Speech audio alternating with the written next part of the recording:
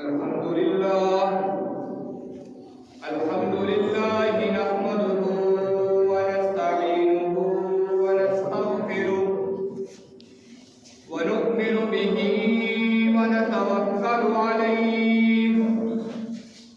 व नऊज़ु बिल्लाहि मिन शुरूरि अनफुसिना व मिन सय्यिआति अअमालिना मन यहदिहिल्लाहु फला मुदिल्ल लहु व मन युद्लिलहु फला हादिय लहु व नशहदु अन ला इलाहा इल्लल्लाहु वहदहु ला शरीका लहु व नशहदु अन्ना मुहम्मदन अब्दुहु व रसूलुहु।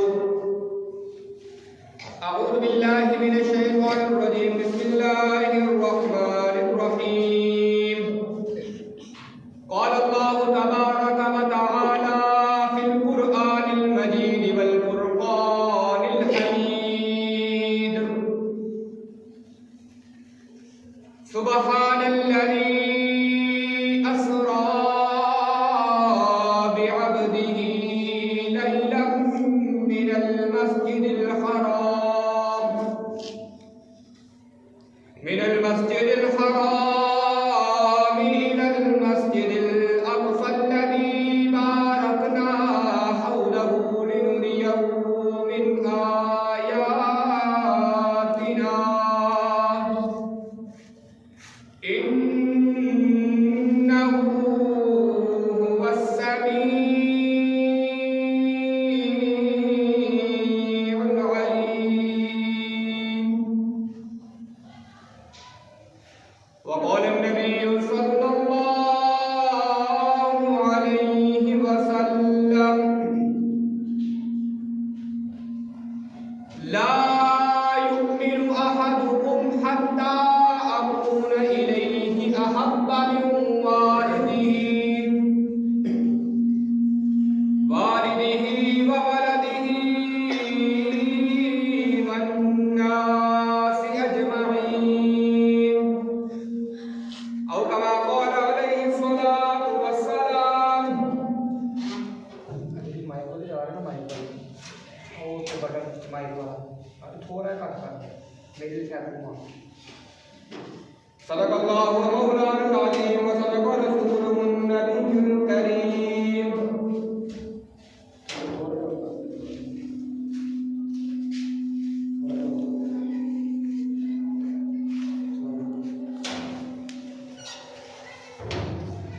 मेरे मोहतरम सामिईन, मुअज़्ज़ज़ हाज़िरीन, रजबुल मुरज्जब का महीना है। आप हज़रात के सामने मैंने 15 पारे की पहली आयत तिलावत की है। सुब्हानल्लज़ी अस्रा बिअब्दिही लैलन मिनल मस्जिदिल हराम इलल मस्जिदिल अक़सा। इस आयत को तिलावत करने का मेरा मकसद वो ये है कि एक रात गुजरी है जिसे शबे मेराज कहा जाता है, अभी कल ही गुजरी है। शबे मेराज ये क्या है? मेराज का थोड़ा सा वाक़िया मैं आपकी खिदमत की नज़र करूँगा। अल्लाह ताला से ये दुआ है, अल्लाह ताला मुझे सही से ही कहने की तौफीक अता फरमाए। हज़रात गिरामी कदर, अल्लाह रब्बुल इज़्ज़त ने अपने पैगंबर हज़रत मोहम्मद मुस्तफ़ा अहमद मुज्तबा महबूब किबरिया सैयदुल वरा ला युक़िल सना सैयदुल कौनैन सरवरे कौनैन शाफ़ी महशर हादी रहबर हज़रत मोहम्मद मुस्तफ़ा सल्लल्लाहु अलैहि वसल्लम को अपने पास बुलाया। जिस वक़्त बुलाया वो वक़्त था अंधेरे का, रात के वक़्त बुलाया। उस सारी सैर को कहते हैं मेराज, और रात को बुलाया उसे कहते हैं शबे मेराज, यानी मेराज की रात।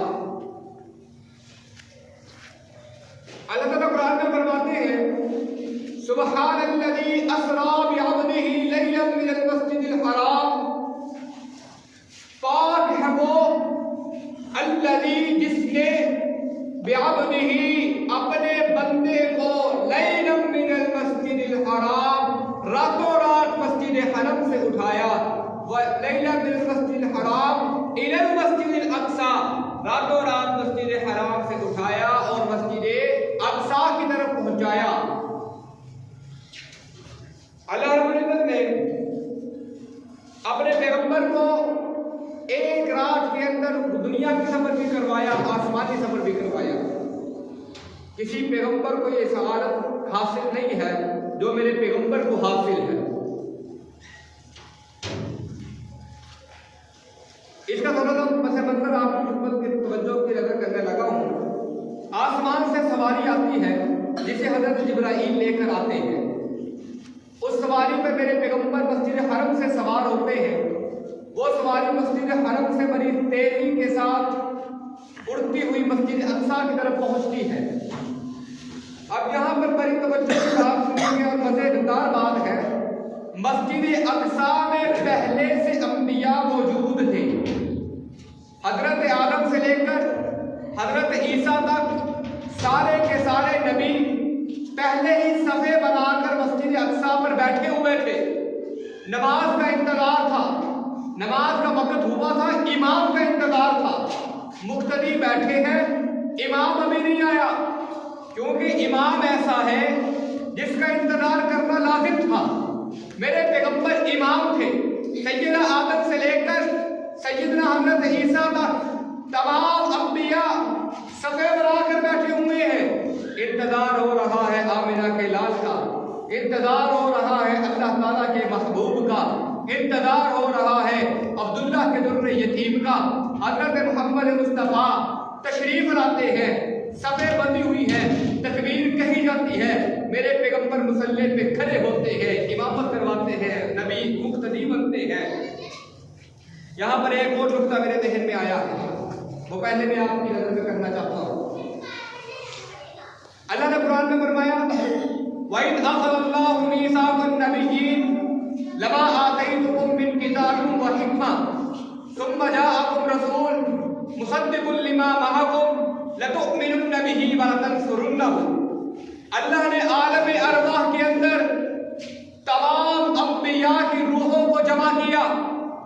अल्लाह ने आलम अरवाह में 2 जलसे मुनाकिद किए।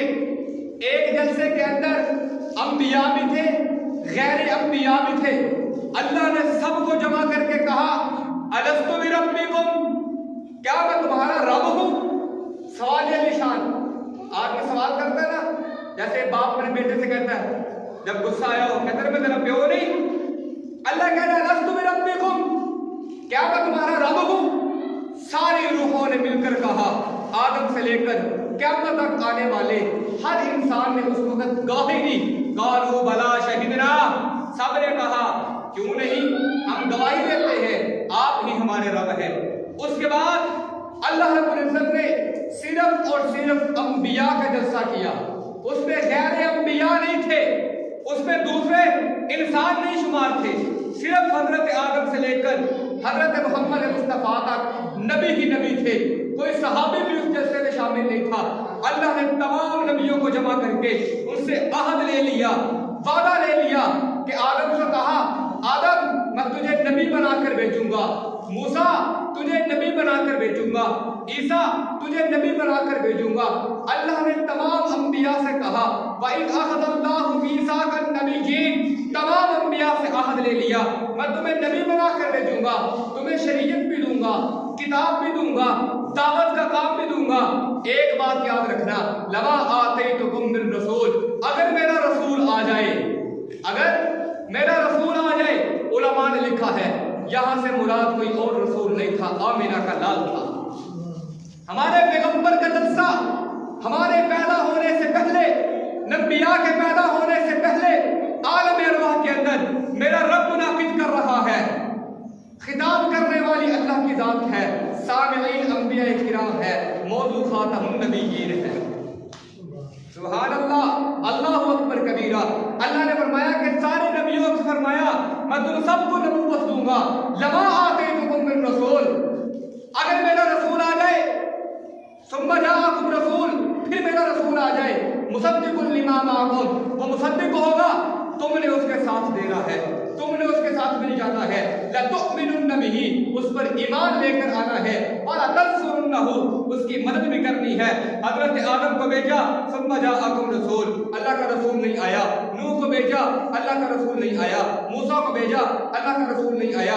अल्लाह के रसूल से मुराद आमिना का लाल है, बाकी ये भी अल्लाह के रसूल थे। मेरे पैगंबर नहीं आए, इसी वजह से अल्लाह ताला ने इस आयत को पूरा करना था।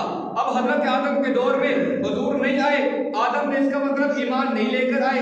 मूसा के दौर में मेरे पैगंबर नहीं आए, हजरत मूसा ने ईमान नहीं लाया।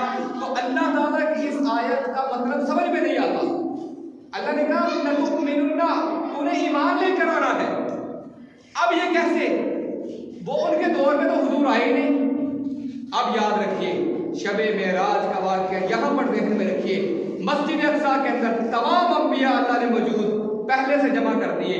वहाँ से मेरे पैगंबर आते हैं, पहले अंबिया पहले मौजूद होते हैं, सफ़ों में बैठे होते हैं, तकबीर कही जाती है, हुजूर आते हैं, इमामत करवाते हैं। सब अंबिया मेरे पैगंबर के पीछे मुक्तदी बनकर ये साबित कर देते हैं कि हम हुजूर पर ईमान ला चुके हैं। यहाँ पर एक और बात देखने में रखिए, इमाम का इंतजार करना आदम से लेकर ईसा तक तमाम अंबिया की सुन्नत को जिंदा करना है। और इमाम का वक्त पर आना, नमाज पढ़ा कर चले जाना, ये हजरत मोहम्मद रसूलुल्लाह की सुन्नत को जिंदा करना का है। आज लोग कहते हैं ना यार तू लेट क्यों आया और नमाज पढ़ा के चला भी गया, कहते ही बड़े बातें करते ना इमाम को, टाइम पूरा हो गया ना, अब टाइम को देखेंगे, फिर इमाम को दिल में गालियां देंगे, पता नहीं यार ये वक्त पे आता ही नहीं है, इसको क्या मसला है। यानी नमाज का हम इंतजार नहीं कर रहे। हमें नमाज पढ़ने की इतनी जल्दी है कि जैसे हमने पता नहीं क्या काम करना है घर जाकर, गप्पे मारते हुए आते हैं, नमाज पढ़ते हैं, बाइक जाकर फिर गप्पे मारते हैं। एक एक मिनट हम इमाम का इंतजार नहीं करते, जबकि हमें मालूम होना चाहिए इंतजार करना अंबिया की सुन्नत है, इमाम का वक्त पर आना मोहम्मद रसूलुल्लाह की सुन्नत है। हम आदम से लेकर ईसा तक अंबिया की सुन्नत को जिंदा कर रहे हैं। हमारा इमाम आमिना के लाल की सुन्नत को जिंदा कर रहा है। उलमाए किराम अंबिया के वारिस होते हैं। हमने इस उलमा की कदर को अपने दिल से निकाल दिया है। यकीन जानिए, शादी के अंदर 2-2 घंटे हम खाने का इंतजार कर लेते हैं। गली और बाजारों में लाइनें लगी होती हैं, हम सौदा लेने के लिए, सामान लेने के लिए लाइनों में 1-1 घंटा इंतजार कर लेते हैं। बैंकों के अंदर पैसे लेने चले जाएं, हमें धूप में खड़ा होना पड़े, हम खड़े हो जाते हैं। लेकिन मस्जिद के अंदर पंखे के नीचे बैठकर हम 1 मिनट अपने इमाम का इंतजार नहीं करते। इमाम आखिर इंसान है। जिस तरह मुझे 2 आंखें लगी हैं, इमाम को भी 2 ही लगी हैं। मुझे 2 कान है, इमाम को भी 2 कान लगे हैं। मुझे अगर मेरे अंदर ऐसी मजबूरियां हैं कि मैं लेट भी हो सकता हूँ, तो वही मजबूरियां इमाम के अंदर भी हो सकती है। अगर मेरी शादी है, मेरी बीवी बच्चे हैं, तो इमाम के भी बीवी बच्चे हैं। अगर मेरे अजीज़ों कारिब है, इमाम के भी अजीज़ों कारिब है। अगर मेरा कोई फौत हो जाता है, तो इमाम का भी कोई ना कोई फौत हो जाता है। मुझे खुशी और गमी में जाना पड़ता है, तो इमाम को भी खुशी और गमी में जाना पड़ता है। हमने समझ लिया है कि इमाम का ना तो कोई फौत होता है, ना तो इमाम को कोई खुशी है, ना उसकी बीवी है, ना उसके बच्चे हैं, ना उसको पेट लगा हुआ है। उसका काम सिर्फ एक ही काम है, 2 घंटे पहले मस्जिद में आके मस्जिद को खोलना, मस्जिद की सफाई करना, और 3 घंटे बाद जब सारे चले जाए, मस्जिद को ताला मार कर लाइटें बंद करके फिर उसने घर जाना है। हमने सिर्फ ये ड्यूटी इमाम की लगाई हुई है, बस, और कुछ नहीं इसके अलावा। लेकिन मेरे भाई और मेरे दोस्तों, फिर भी इमाम की जुबान में उस तक नहीं आता। उसकी वजह क्या है? इमाम को इस चीज की कदर का पता होता है कि ये जो मैं कर रहा हूँ, ये मैं अल्लाह के लिए कर रहा हूँ, मुझे इसका अजर अल्लाह ने देना है। बाहर क्या कि मेरा मौजूद नहीं है, ये तो एक बात आपके इसके ज़िम्मन में आ गई थी, मैंने अर्ज कर दी। अंबिया पहले से मौजूद हैं, आदम से लेकर ईसा तक। मेरे पैगंबर बाद में आते हैं, इमामत करवाते हैं, चले जाते हैं। वहां पर मेरा रब दूसरी सवारी बेचता है। पहली सवारी का काम क्या था? जमीनी सफर करवाना। अल्लाह दूसरी सवारी भेजता है। पहली सवारी के घोड़े का नाम याद रखिए, उसका नाम था बुराक। बुराक इसका मतलब होता है तेज दौड़ने वाला। अल्लाह ने दूसरी सवारी भेजी, उस घोड़े का नाम क्या था? Rough rough. इसका मतलब होता है बिजली की तरह उड़ने वाला। इतनी तेज वो घोड़ा जमीन से आसमानों की तरफ गया, पहला आसमान भी पार कर लिया, दूसरा भी पार, तीसरा भी पार, आसमान पार हो रहे हैं, मेरा पैगंबर आसमानों पे जा रहा है। यहाँ पर एक और बात मुझे याद आती है, मेरे पैगंबर ने जूता पहना, अब मेरे पैगंबर का जूता भी हवा में उड़ रहा है। काबा भी नीचे, जूता ऊंचा, आसमान नीचे, जूता ऊंचा, सारी कायनात नीचे, मेरे पैगंबर का जूता सबसे ऊंचा। मेरे पैगंबर सिदरतुल मुंतहा पर जाते हैं, वहां पर जिब्राइल कहता है या रसूल अल्लाह, अब अगर मैं इसके आगे जाऊंगा मेरे पर जल जाएंगे, आपको इसके आगे अकेले जाना होगा, मैं कुर्बान जाऊं। हज़रत सैयदना सिद्दीक़ अकबर रज़ी अल्लाह ताला अन्हु पर उलमा ने लिखा है, अगर जिब्राइल की जगह हज़रत सैयदना सिद्दीक़ अकबर होता, वो ये बात कभी ना अपनी जुबान पर लेकर आता, वो आगे चल जाता, उसके पर जलते तो जलने देता, उसके हाथ कटते तो कटने देता, कभी मेरे पैगंबर को ये इनकार न करता कि पैगंबर इसके आगे मैं नहीं जा सकता। हज़रत सिद्दीक़ अकबर का ये मकाम है, फरमाया कि जिब्रील की जगह मेरा सिद्दीक़ अकबर होता तो मेरे पैगंबर को इनकार ना करता। फिर सिदरतुल मुंतहा पे मेरा पैगंबर अकेला जाता है, मेरे अल्लाह से मुलाकात होती है, अल्लाह ताला 50 नमाजों का तोहफा मेरे पैगंबर के दामन में रख देता है। हुजूर तोहफा लेकर नीचे आते हैं, अभी आसमानों के नीचे आते हैं, हज़रत मूसा से मुलाकात होती है। हज़रत मूसा पूछते हैं या रसूल अल्लाह, बताइए अल्लाह ने आपको किस तोहफे से नवाजा है? मेरा पैगंबर फरमाता है अल्लाह ने मुझे 50 नमाजें दी हैं। हज़रत मूसा के अल्फाज सुनिए और अपने दिल पे हाथ रखिए। हज़रत मूसा ने हमें नहीं देखा था, हज़रत मूसा ने हमें नहीं देखा, हमारे अंदर जिंदगी नहीं गुजारी, उसके बावजूद हज़रत मूसा कहते हैं या रसूल अल्लाह, आपकी उम्मत ने 50 नमाजें को नहीं पढ़नी, जाइए नमाजों के अंदर कमी करवा के आइए। मेरे पैगंबर फिर आसमानों पे जाते हैं, अल्लाह से कहते हैं अल्लाह जी नमाजों के अंदर थोड़ी कमी कर दे। अल्लाह ने 45 नमाजें कर दी। हुजूर फिर नीचे आते हैं, हज़रत मूसा कहते हैं या रसूल अल्लाह, ताड़ी उम्मत ने 45 भी नहीं पढ़ लिया। हुजूर फिर ऊपर जाते हैं, फिर नमाजें कम करवाते हैं, 40 करवाते हैं, फिर भी पढ़नी 35, 30, 25, 20, 15, 10, 5 नमाजें रह जाती हैं। फिर नीचे आते हैं, हज़रत मूसा कहते हैं या रसूल अल्लाह, आपकी उम्मत ने 5 नमाजें भी नहीं पढ़नी। आप तवज्जो करें, तो क्या हम पढ़ते हैं 5 नमाजें दिन में पूरी? हज़रत मूसा ने कहा वापस जाए, 5 नमाजें भी कम करवाएं। फिर मेरे पैगंबर ने फरमाया अब तो मुझे अल्लाह से शर्म आती है, अब तो मुझे अल्लाह से हया आती है कि मैं 5 नमाजें भी कम कर दूं। ये था मेराज। ये जो शबे मेराज बड़ी आप लोग हमने सुना है ना, शबे मेराज है ये वो बड़ी, हमने इसके ऐलान सुने। असल किस्सा ये है शबे मेराज का, रात रात मेरे पैगंबर का सफर, आसमानों में होना, अल्लाह से मुलाकात होनी, फिर हुजूर ने नीचे आना और ये तोहफा लेकर आना। लेकिन यहां पर एक बात ध्यान में रखें, हमने दीन को खुद खराब किया। बात वो करूंगा जो बात बिल्कुल दीन के मुताबिक होगी, उसके अंदर किसी को इख्तिलाफ हो या ना हो, कोई एतराज करे या ना करे।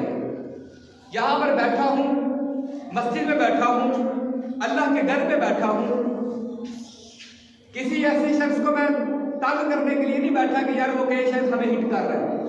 हमने दीन को खुद बिगाड़ दिया है।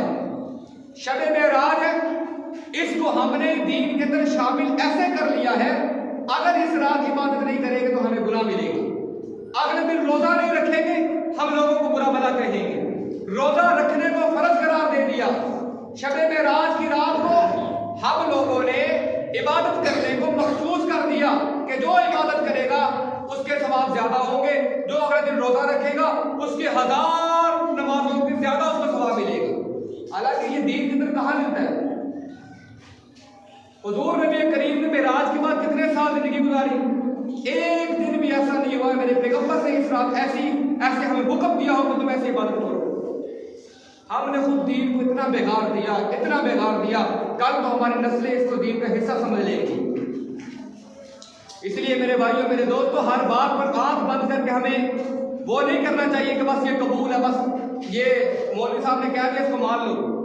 मौलवी झूठ भी बोल सकता है, वो भी इंसान है, वो अपने पैसों के लिए भी कुछ कर सकता है। मैं मौलवी नहीं हूँ, मैं बैठा हूँ इधर, मैं आपसे एक बात कर दूँ, अपने पैसों के लिए चलो मेरा पेट भर जाए, मैं दीन की तरफ कोई ऐसी चीज ले आऊँ आपको पता भी ना हो तो आप उसके ऊपर अमल करना शुरू कर दें, मुझे तो पैसे मिल जाएंगे, लेकिन आप तो गलत दीन पर अमल करते रहेंगे ना, मुझे तो गिनाह मिलना ही मिलना है।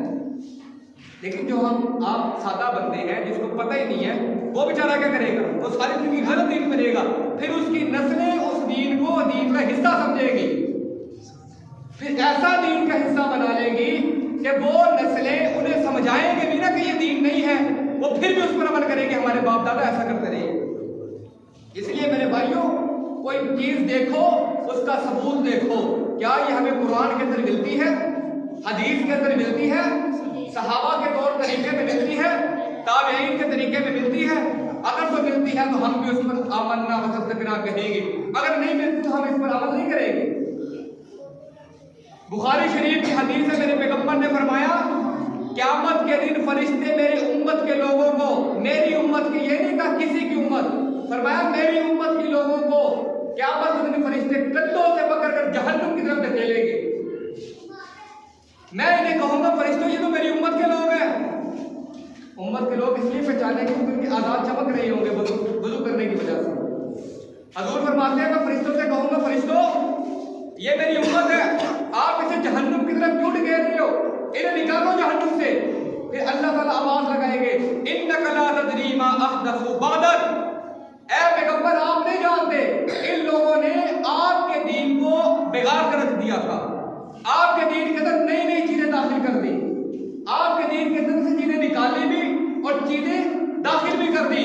मेरे पैगंबर फरमाते उस वक्त मैं कहूंगा फ़अक़ूलु सुफ़्क़न सुफ़्क़न, उस वक्त मैं ये कहूंगा फरिश्तों से कहूंगा इन्हें दबा करो मेरी नजरों के सामने, इन्हें जहन्नम के अंदर डाल दो, मुझे ऐसी उम्मत की कोई जरूरत नहीं है। अब हुजूर खुद कह रहे हैं कि अगर मेरे दीन के अंदर कोई बंदा चीज दाखिल करता है या दीन के अंदर से कोई चीज निकालता है, मैं भी क़यामत के दिन उसकी सिफारिश नहीं करूंगा, जबकि सारे अंबिया उस वक्त कहेंगे नफ्सी नफ्सी, मेरा पैगंबर कहेगा या रब्बी उम्मती उम्मती। हजूर उस वक्त हमारे लिए सिफारिशी बनेंगे, आदम से लेकर ईसा तक हर नबी यही कहता रहेगा नफ्सी नफ्सी, या अल्लाह मेरी जान बख्श दे। किसी नबी को किसी उम्मत की फिक्र नहीं होगी सवाए आमिना के लाल को। अल्लाह के नबी उस वक्त कहेंगे या रब्बी उम्मती उम्मती, अल्लाह मेरी उम्मत की जान को बख्श दे। अगर उस वक्त मेरे पैगंबर ने हमें यूं कह दिया सुफ़्क़न सुफ़्क़न, फरिश्तों इन्हें मेरी नजरों से दूर कर दो, इन्हें जहन्नुम के अंदर धकेल दो, ये तो मेरे दीन को बिगाड़ने वाले हैं, उस वक्त हमें कौन बचाएगा? अल्लाह की जात तो पहले ही उन लोगों को जहन्नुम के अंदर डालेगी जिन लोगों ने दीन को बिगाड़ा होगा, और मेरे पैगंबर उनकी सिफारिश करेंगे जो जहन्नुम के अंदर पहले से मुसलमान होंगे। हजूर सिफारिश करेंगे या अल्लाह इनको बख्श दे, लेकिन उन लोगों की सिफारिश मेरा पैगंबर भी नहीं करेगा जिसने मेरे पैगंबर के दीन को बिगाड़ा होगा। इसलिए हम लोगों ने ऊपर चादर ऐसी ओढ़ ली है कि बस जो हमारे बाप दादा करते आ रहे हमने वही करना है, हमने रब के कुरान पर अमल नहीं करना, जबकि अल्लाह का कुरान कह रहा है वइज़ा क़ील लहुम इत्तबिऊ मा अंज़लल्लाहु क़ालू बल नत्तबिउ मा अलफ़ैना अलैहि आबाअना अवलौ काना आबाउहुम ला यअक़िलून शैअन वला यहतदून। सूरतुल बकरा की दूसरे पारे की पाई रुबा के अंदर ये आयत शामिल है। अल्लाह कहते हैं अगर तुम इन लोगों को दीन की बात बताओ ना, दीन की बात, तो ये क्या कहते हैं हमारा दीन तो वो है जो हमारे बाप दादाओं का दीन है। वइज़ा क़ील लहुम इत्तबिऊ, जब इनसे कहा जाए कि इत्तिबा करो मा अंज़लल्लाह, जो कुछ अल्लाह ने नाज़िल किया है, तो ये आगे से क्या कहते हैं क़ालू बल नत्तबिउ मा अलफ़ैना, हम तो उस चीज की इत्तिबा करेंगे जो हमारे बाप दादा दीन लेकर आए हैं।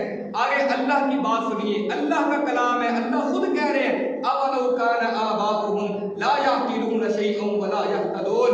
अल्लाह कह रहे हैं इनके बाप दादाओं को अकल ही नहीं थी, इनके बाप दादाओं को हिदायत ही नहीं थी, इनके बाप दादा तो गलत दीन पर थे, आज ये भी गलत दीन पर लग गए हैं अपने बाप दादाओं की वजह से।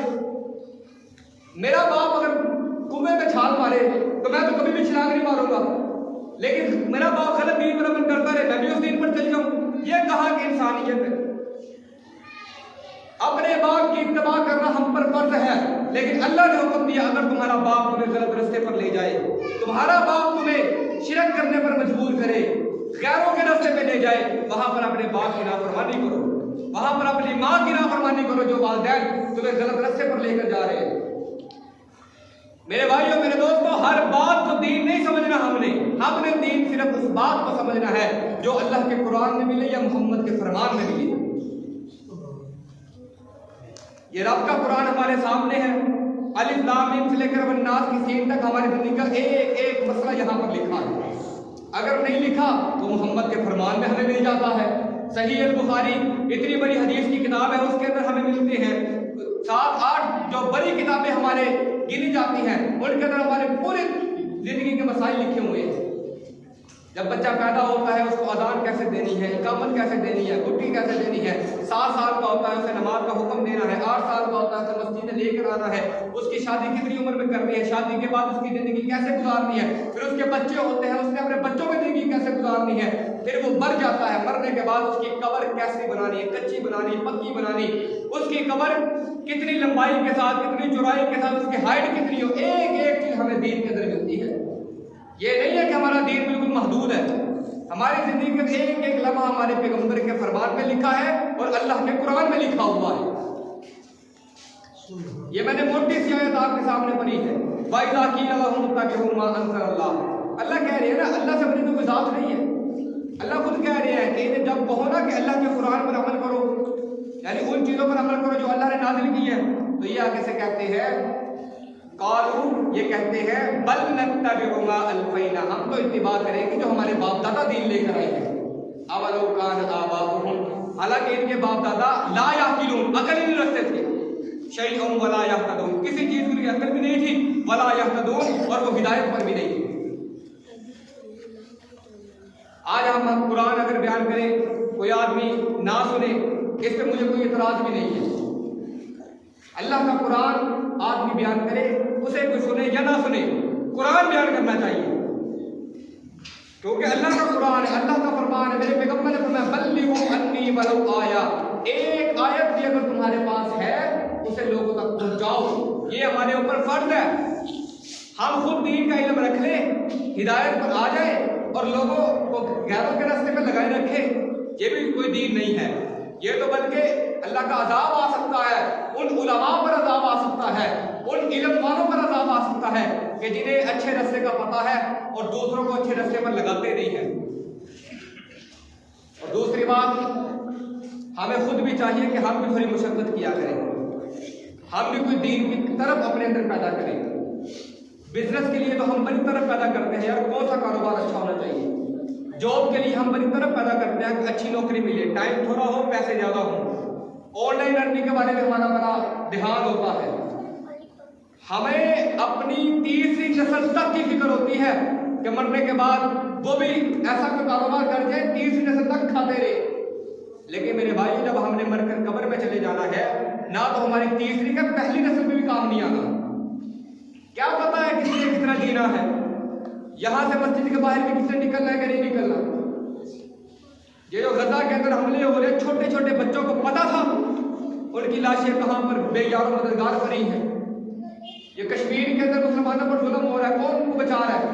इसी तरह हमारे इधर के कितने ऐसे साथी हैं जो घर से सामान लेने के लिए निकलते हैं, वापस जिंदा वापस आते नहीं है, लाश उनकी वापस आती है। रात को सोते हैं, सुबह उठते नहीं है। इसलिए हमें अपने आखिरत की फिक्र करनी है। हमें अब यहाँ पर बैठे, हम अपने दिल के अंदर अगर सोचें, अगर हम यहाँ बैठे बैठे मुहासबा करें कि यार अगर हमें कुरान मजीद मिले, हम बगैर अटकों से पढ़ सकते हैं देखकर। हम तो कुरान को देखकर पढ़ भी नहीं सकते, ये हमारे हालात है।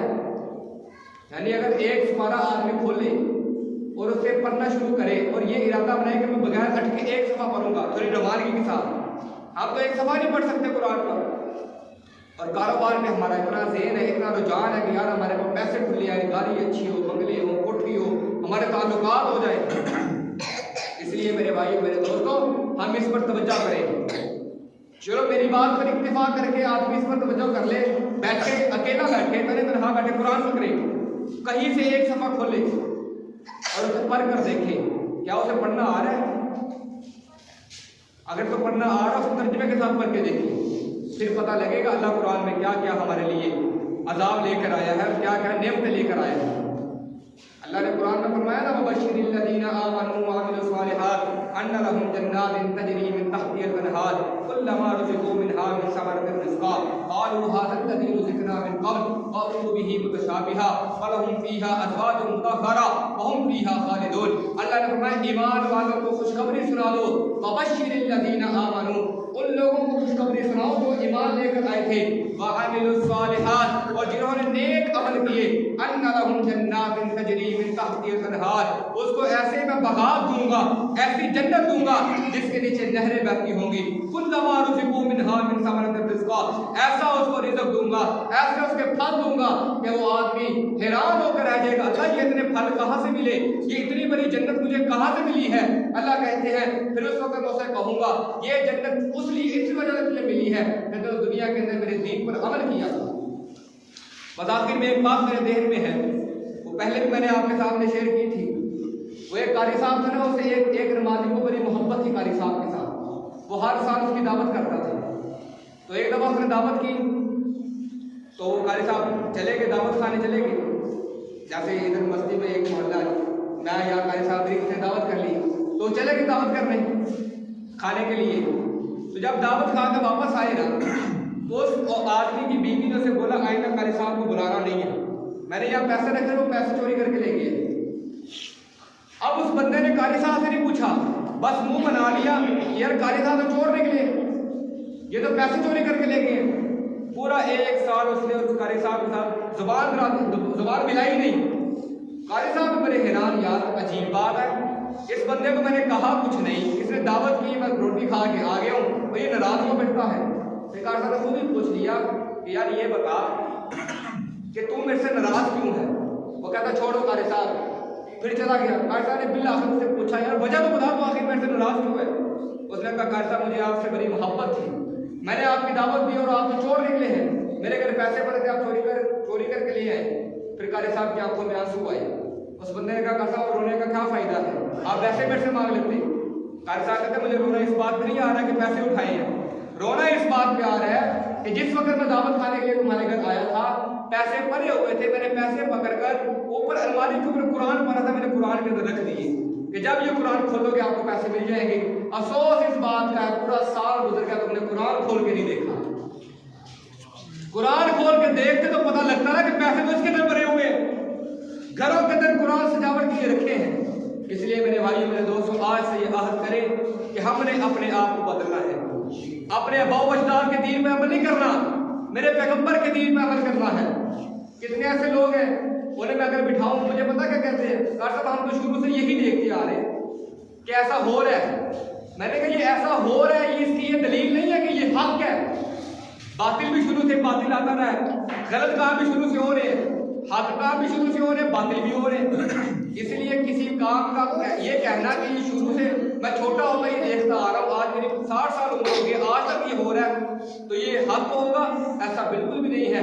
अल्लाह के कुरान को उठाकर देखें, फिर अल्लाह ताला हमें हिदायत वाले रास्ते पे भी चलाएंगे।